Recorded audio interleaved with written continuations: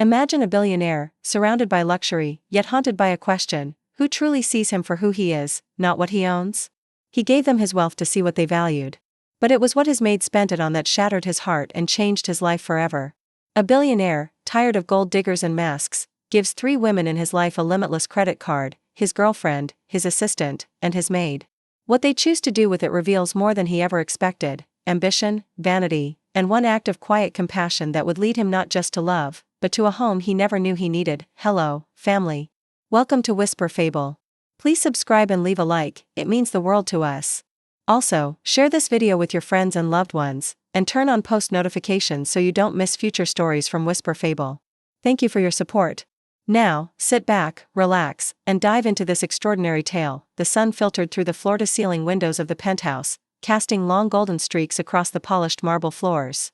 The city below buzzed with life, horns honking, deals closing, dreams chasing. But up here, everything was still.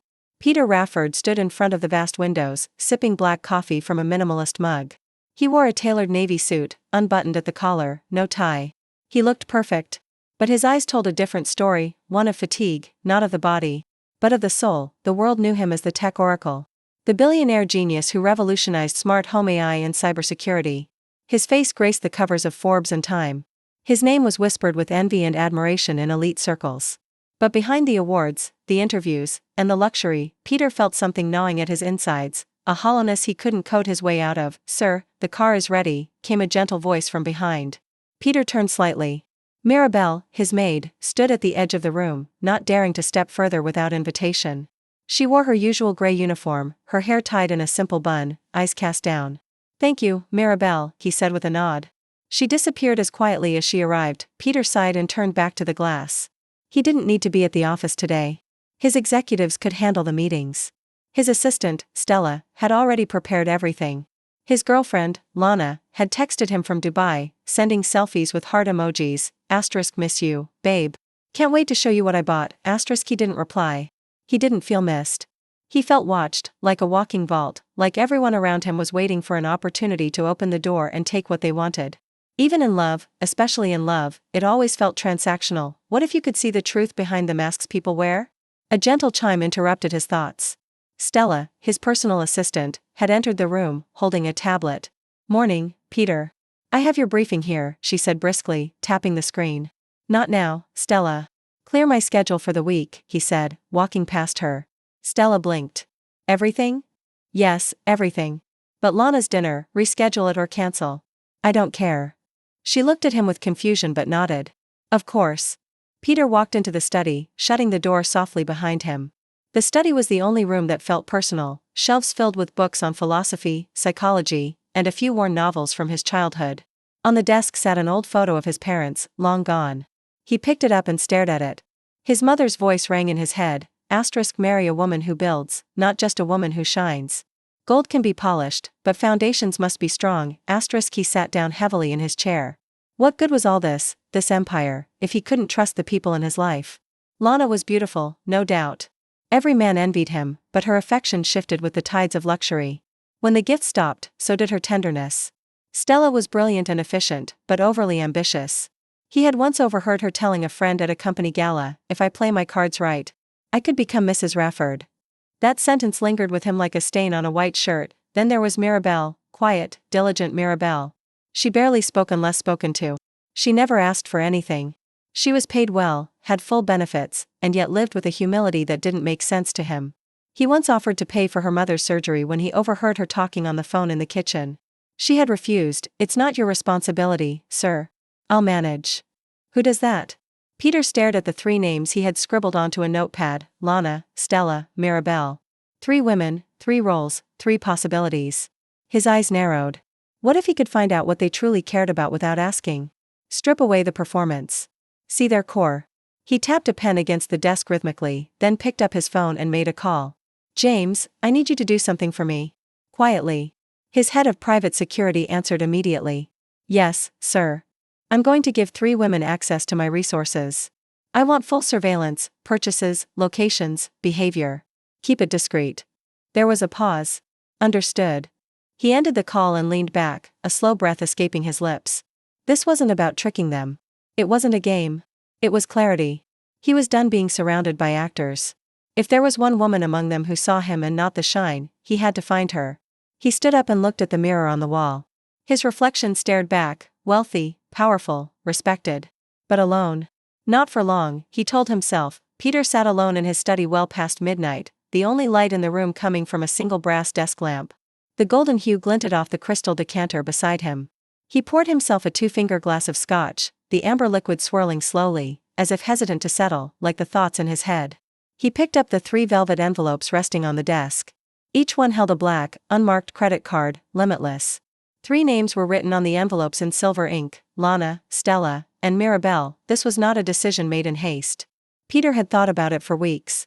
He didn't want to catch them in a lie. He wanted to see their truth. When handed freedom, what would each woman choose? He pressed the intercom button.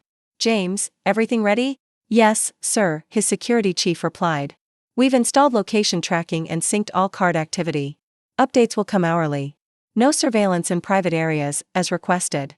"Good." He took a sip of scotch, letting it burn down his throat before standing and walking toward the window. Below, the city lights pulsed like stars fallen to earth. Somewhere out there, people were choosing what to do with their lives. And now, so would the 3 women closest to his own. The next morning, Peter met Lana at the heliport of the Rafford Tower. She stepped out of a black SUV in a designer jumpsuit, high heels clicking against the pavement. Her platinum hair shimmered in the sun, lips glossed, phone in hand. "Babe," she said, wrapping her arms around his neck. "Finally, you've been so distant." Peter smiled, though it didn't reach his eyes. "You've been busy with your trip." She pouted. "You didn't even comment on my new bag." He glanced at the handbag slung over her shoulder, white crocodile skin, gold clasps, easily 5 figures. "It's nice," he said flatly, then reached into his coat and pulled out the envelope. "I have something for you." Her eyes lit up immediately. "What's this?" "A gift. No rules. 3 days. Spend how you like." She looked up at him, half in disbelief, half in glee. "Are you serious?" "I am." She squealed, then kissed him on the cheek. "You're the best, Peter. Really. This is exactly what I needed. I'll make you proud." "I'm sure you will." She barely heard him as she spun toward her car, already dialing her best friend. Peter stood still, watching the SUV disappear into traffic. His chest was tight. She hadn't even asked why. Later that afternoon, Stella walked briskly into the office, tablet in hand, her dark red heels echoing through the hallway. She was punctual, professional, always dressed in sleek suits and minimalist jewelry. "Peter," she said, stepping into his office. "I cleared your schedule for the week, pushed your VC call to next Monday, and here's the revised quarterly report." He nodded and took the tablet, then reached into the drawer and handed her the second envelope. She raised an eyebrow. "What's this?" "A gift for your hard work. Unlimited credit for 3 days. Spend it however you want." Stella hesitated for a moment, then her face softened into a practiced smile. "That's generous. Very generous." "You've earned it," Peter replied. She nodded slowly. "Thank you, Peter. Truly." There was a glint in her eyes, the kind he had seen before, measured, calculating. As she left the office, she tapped away on her phone. Peter didn't need to read the message to know what it said. Within the hour, his security team notified him she had booked a luxury suite at a 5-star resort downtown and scheduled 2 spa treatments and a wine-tasting dinner.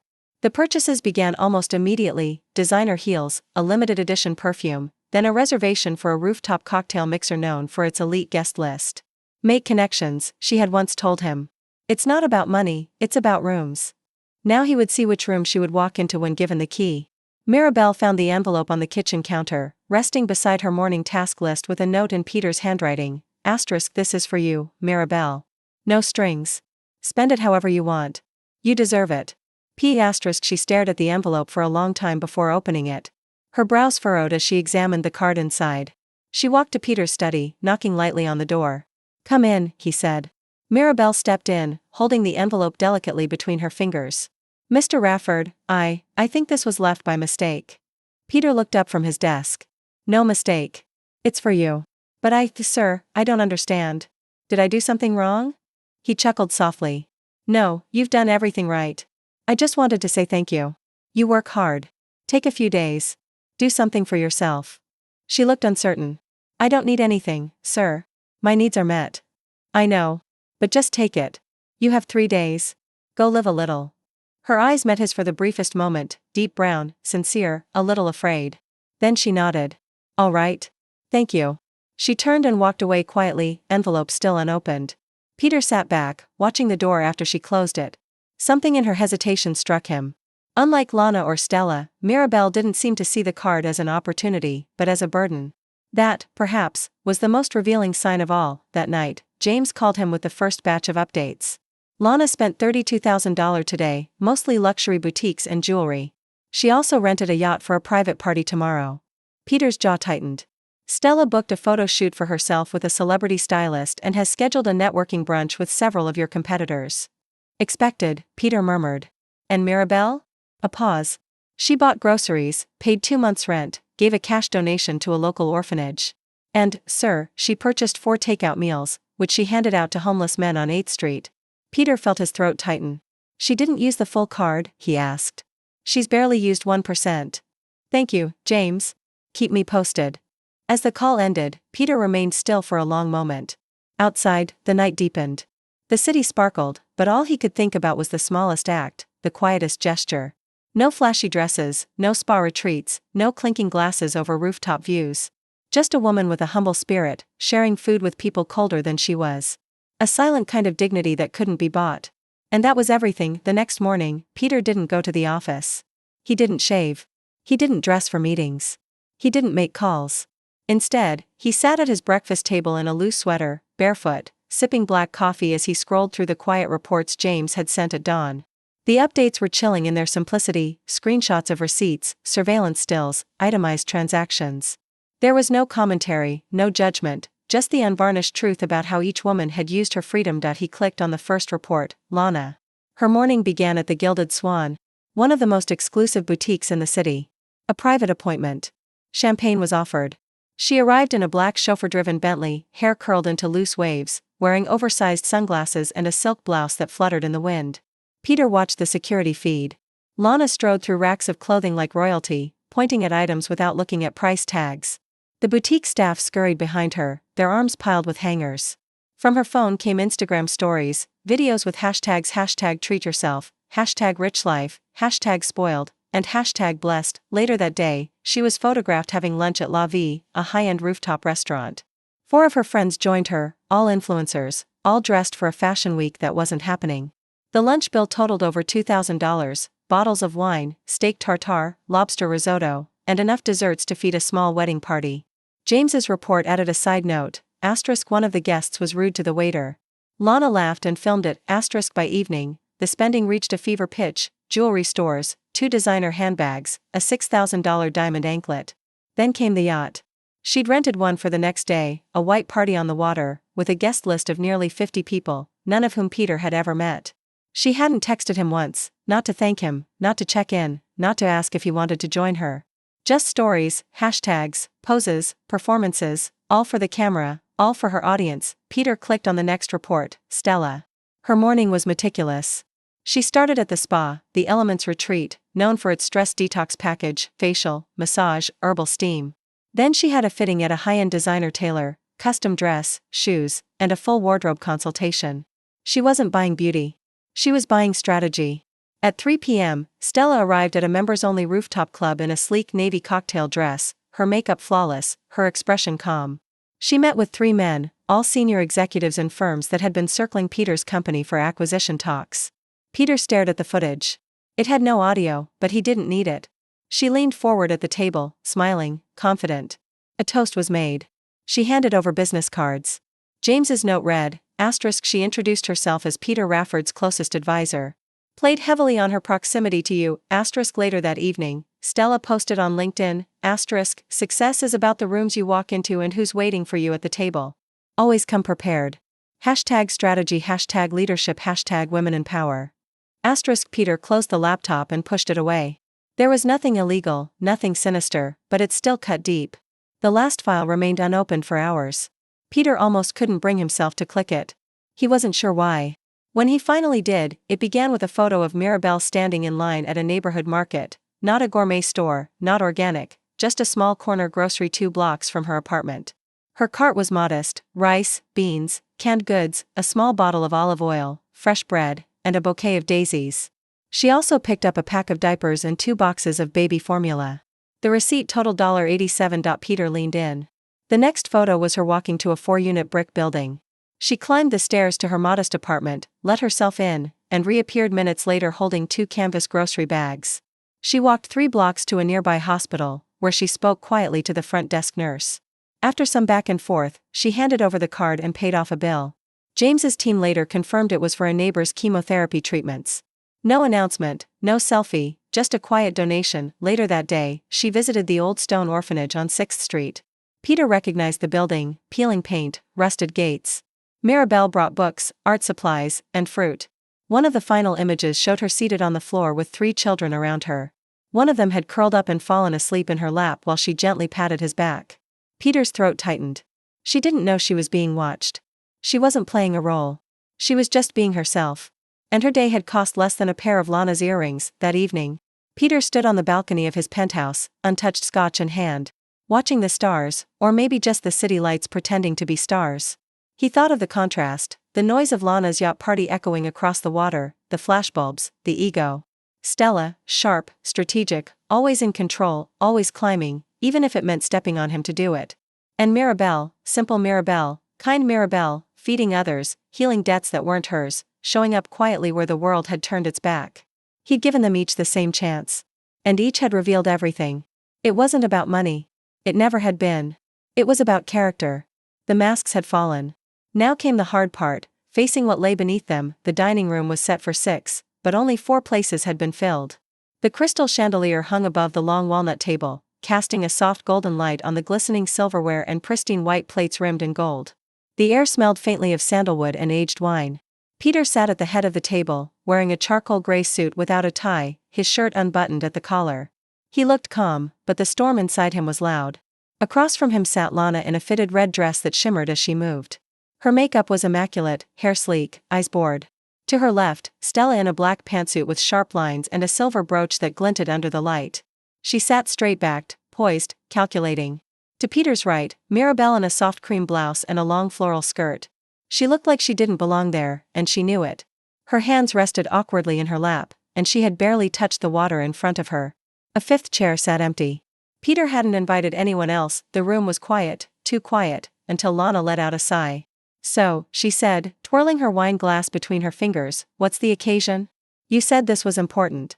"Yes," Peter replied, his voice low and even. "It is." Mirabel glanced at him briefly, then looked down again. Stella leaned in slightly. "Are we celebrating something?" "In a way," Peter said, folding his hands on the table. "We're celebrating honesty." Lana smirked. "Sounds serious." Peter met her gaze. "It is." He paused for a moment, taking in each of their faces, the disinterest, the anticipation, the anxiety. Then he spoke. 3 days ago, I gave each of you a card. No rules, no limits. I told you it was a gift. And in a way, it was. But it was also a test. The room went still. Lana's smile faded. Stella tilted her head. Mirabel stopped breathing. Peter continued. "I needed to know the truth, not from what you tell me, but from what you do when you think no one's watching." "What the hell does that mean?" Lana asked, her tone turning sharp. "It means," he said slowly, "I watched. I listened. I learned." Mirabel shifted in her seat, clearly uncomfortable. Stella's eyes narrowed slightly. "You tracked us." "No," Peter replied calmly. "I observed you. I observed your choices, and now I want to share what I learned." Lana scoffed. "Oh, please, Peter. You gave me a card and told me to enjoy myself. Don't pretend this was some deep psychological experiment." Peter looked at her for a long, hard moment. "You spent $86,000 in 3 days, he said plainly. You bought designer shoes in 5 different colors. You tipped a man $500 just for parking your car and then told your friends he was cute for a peasant. You laughed when your friend mocked a waitress for her accent." Lana's jaw tightened. "That's none of your business." "It was my business because you made it my business when you showed me who you are." She stood up, furious. "You spied on me." Peter didn't flinch. "No, you exposed yourself." Lana's face flushed red. "So what?" "I enjoyed myself." "You said that was the point."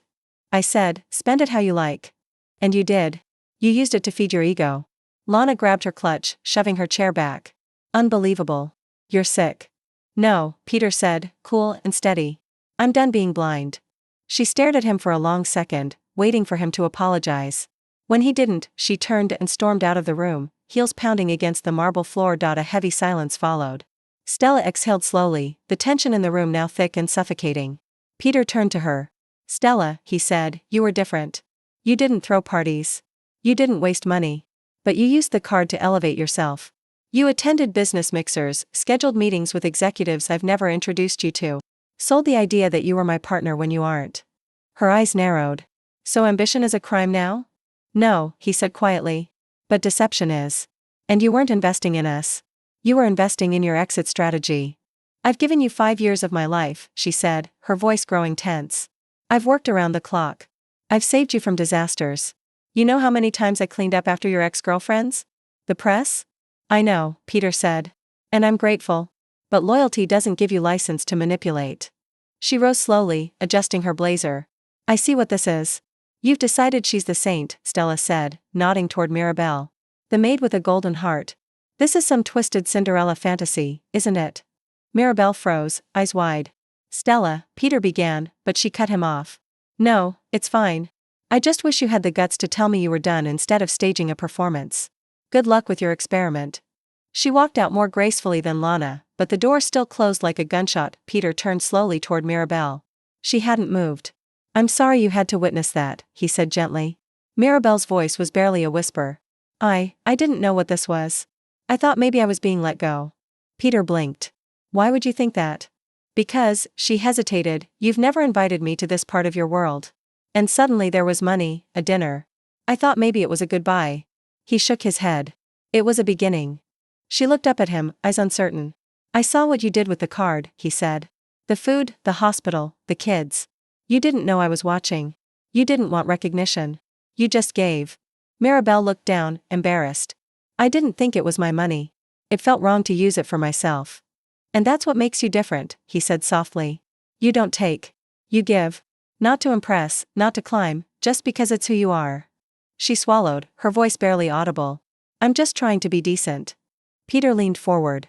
The world doesn't need more decent people, Mirabel. It needs more you. For a long moment, neither of them spoke. Outside, the wind picked up, rustling the trees in the garden below. Mirabel looked around the empty table, the untouched wine, the silent walls. I don't belong here, she said quietly. He reached across the table and took her hand. Yes, he said. You do. The mansion was silent again. After the confrontation in the dining room, Peter hadn't moved from his seat for what felt like hours. The flickering candle in the center of the table had burned down to a stub, its wax forming a glossy pool around the silver base. He sat there alone, staring into the stillness. In his mind, Lana's laughter still echoed. Stella's words still stabbed. But Mirabel had said almost nothing. Yet her silence had been the loudest. He stood abruptly, the chair scraping against the floor, and walked out of the dining room with purposeful steps. Down the hallway, past the grand staircase, toward the servant quarters, an area of the house he rarely visited. Not because he saw it as beneath him, but because it had never occurred to him to cross that line. But lines, he was beginning to realize, had always been drawn in the wrong places. He reached the end of the hall. Her door was closed, but the light inside was on. He hesitated, then raised his hand and knocked twice. There was a pause, then the soft sound of footsteps approaching. The door opened. Mirabel stood there, her floral skirt now replaced by plain cotton pajama pants and a loose t-shirt. Her hair was down, slightly tousled, and her face was free of makeup. She looked younger, tired, real. Mr. Rafford, she said, her voice quiet but steady. He gave a small smile. Peter, please. Just Peter. She nodded, stepping aside slightly. Do you need something? No, he said. I mean, yes, I need to talk. May I? Mirabel looked uncertain but nodded again. Of course. He entered the small room, shutting the door softly behind him. It was modest, neat, cozy, and personal, a bookshelf filled with worn novels, a framed photo of an older woman, her mother perhaps, a vase of fresh daisies on the desk. The same ones he'd seen her buy. Peter took it all in quietly. You keep it beautiful in here, he said. Mirabel gave a soft smile. It's the only space that's really mine. He nodded, then sat gently on the edge of the small love seat near the window. She remained standing. I owe you an apology, Peter began. Mirabel's brow furrowed. Why? For dragging you into all of this. For putting you in the middle of a test, for watching you like you were some kind of subject in an experiment. You didn't hurt me, she said softly. But I used you, he replied. Not just you, all of you. I was trying to protect myself, but in doing so, I manipulated people, even the good ones. She walked slowly to the desk and sat on the chair facing him. I don't blame you, she said. You're surrounded by people who want what you have, not who you are. That must be exhausting. He chuckled bitterly. You have no idea. There was a silence between them, not awkward, just unspoken. Then Mirabel said, You asked me why I didn't use the card for myself. Peter looked up. I wanted to, she admitted. I thought about getting my first real dress. I've never owned anything designer. I imagined walking into a store and picking out something beautiful, just because I could. He watched her quietly. But then I passed the grocery store and remembered my neighbor's daughter. She's been skipping meals to help her mom afford medicine. And I saw an old man on the street holding a sign that said, I just want to be warm tonight. I couldn't ignore them. Not when I had the chance to help. You didn't think twice? He asked. I did, she said honestly. But I thought, what if this card disappeared tomorrow? What would I want to remember? That I bought a dress, or that I made someone feel like they mattered? Peter felt something shift inside him, like a door quietly unlocking. No one's ever said that to me, he whispered. She tilted her head.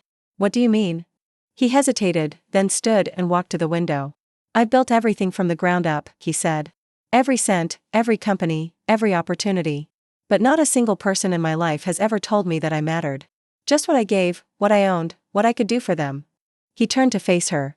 You did all that for strangers, with no expectation, no cameras, no attention, just because you could. She looked down. That's how my mother raised me. We didn't have much. But she used to say, kindness doesn't need a reason. It just needs a heart willing to give. He stepped closer. And you have that heart, Mirabel. She looked up at him, eyes meeting his. They stood in silence for a long beat, neither moving, neither breaking the gaze. Then she spoke, her voice barely above a whisper. Why are you really here, Peter? He took a breath.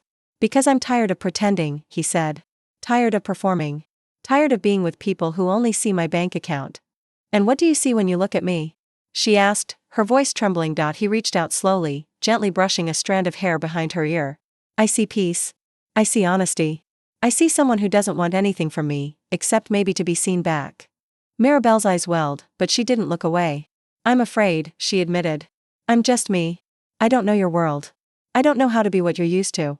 Good, Peter said. Because what I'm used to has never made me feel anything real. She didn't respond. She didn't have to. In that tiny room, tucked away in a mansion filled with silence, something profound passed between them, an understanding, fragile but real. Not based on status or appearances, but on shared solitude. Not romance yet, but the first breath of it. Rain tapped softly against the glass as autumn settled over the city. The once lush trees along the estate's grounds had begun to shed their golden leaves, collecting like memories along the edges of the cobbled path leading to the main entrance. Inside, the mansion didn't feel quite as quiet anymore. Mirabel stood in the walk-in wardrobe that once belonged to Peter's ex-girlfriend. Now cleared out entirely, repainted. And transformed into something simpler, not luxurious, just intentional. In front of her was a mirror, and behind her a row of clothes that still felt too expensive, too tailored to not her. But each piece had been selected with her, not for her. Peter had insisted, not to impress anyone, he had said. But to reflect the woman you're becoming. That you already are. She adjusted the lapel of the navy blue blazer. A far cry from the cotton uniform she used to wear. It fit perfectly, modest, elegant, powerful. She wasn't sure if she liked it, or if she was just terrified that she did. Downstairs, Peter stood at the kitchen island, slicing limes with a focus he hadn't shown in weeks. The house staff had been reduced by half, per his request, not fired, just shifted, given new roles, more humane hours. Some, like Mirabel, had chosen to stay. Others had moved on. He had learned, painfully, that having too many people around you doesn't mean you're not alone, Peter, Mirabel said softly as she entered the kitchen. Her voice still held that quiet note of uncertainty, like someone afraid to wake a sleeping giant. He looked up and, for a moment, didn't say anything. His eyes trailed slowly from her shoulders to her shoes, but there was no hunger in his gaze, just admiration. You look capable, he said, smiling. She raised an eyebrow. That's a compliment? He laughed. Coming from me, that's high praise. Mirabel smiled, still not used to being smiled at in this house. Are you sure about this? She asked, fiddling with the sleeve. Bringing me to the investor luncheon. I'll stand out. Good, he replied, placing the knife down. Let them see what real looks like. The investor luncheon was held at a private art gallery downtown, marble floors, abstract paintings, cold shrimp cocktails, and $200 wine glasses.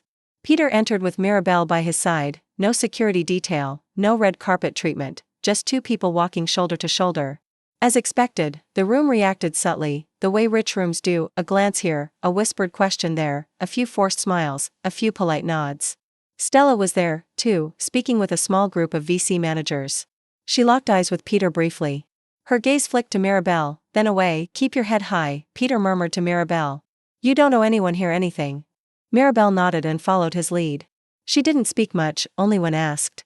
She didn't pretend to understand stock valuations or private equity structures. But when she did speak, about the literacy programs she'd been helping to fund, about the after-school meals she wanted to expand, people listened. It wasn't what she said. It was how she said it, with conviction, without agenda. That evening, in the car on the way home, Peter turned to her. You were perfect. Mirabel exhaled. I was terrified. You didn't show it. I didn't belong there. He reached over and gently took her hand. You belonged more than anyone. Over the next few weeks, their rhythm found itself.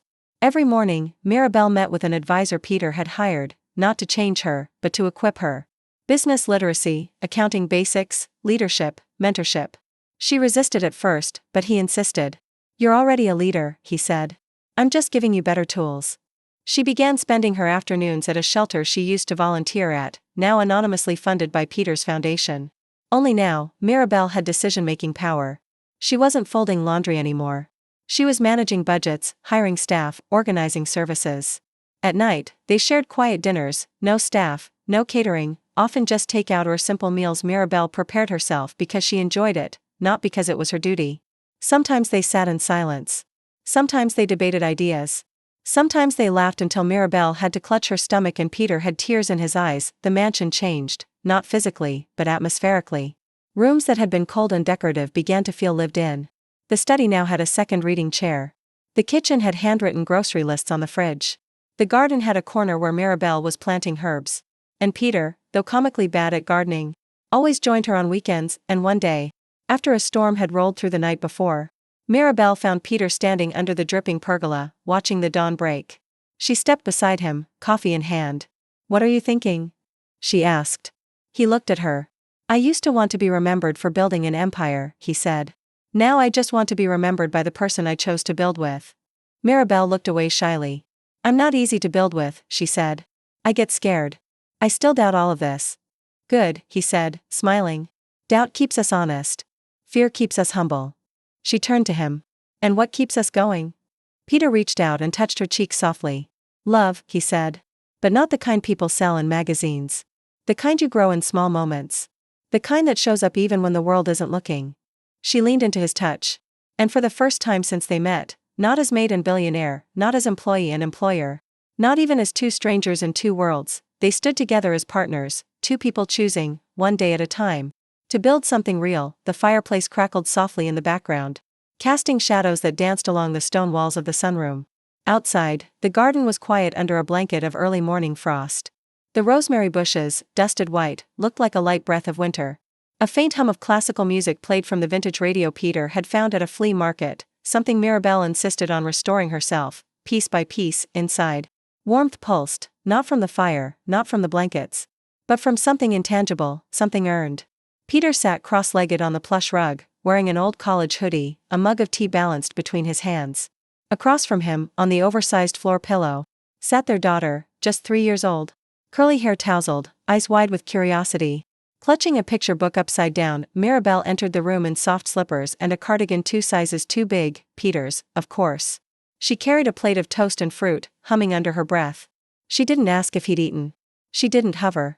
She just placed the plate beside him, kissed the top of his head, and sat down with a content sigh. This was their life now, no champagne towers, no red carpets, just shared mornings and honest moments. And it was perfect. The mansion that once echoed with emptiness now echoed with life. The cold marble floors had been softened with area rugs collected from local artisans. The dining room, once a stage for performances and posturing, now held mismatched chairs and a long, handmade wooden table where neighbors, former employees, and children from the foundation often joined for dinner. One of the wings had been converted into a learning center, art supplies, donated books, language lessons. Another wing had been renovated into temporary housing for women escaping domestic violence, anonymous, safe, sacred. Mirabel had insisted on it. I don't want a palace, she had told Peter once. I want a home that shelters more than just us. He had nodded, no hesitation, because by now he understood, her heart didn't beat for attention.